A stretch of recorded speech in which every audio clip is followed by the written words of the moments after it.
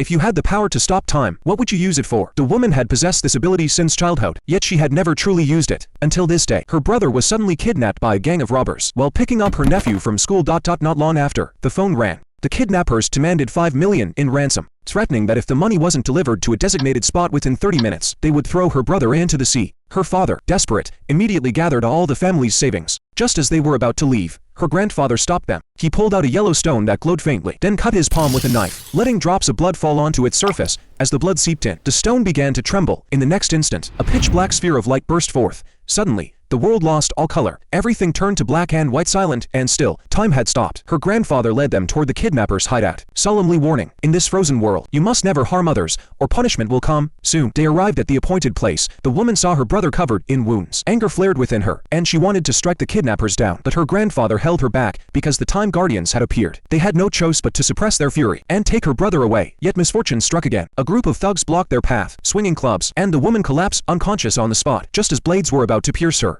Her grandfather clutched her body and suddenly vanished. The next moment, the two of them reappeared outside the house, but the thugs' accomplices spotted them and immediately gave chase. Her grandfather tried to use his power again, but this time, he and the woman fell from midair. Worse still, the thugs seized her nephew, forcing them to surrender. Helpless, they complied for the moment, but right then, the Time Guardians descended once more. Because the thugs had violated the laws of time and space, there was only one fate awaiting them: destruction.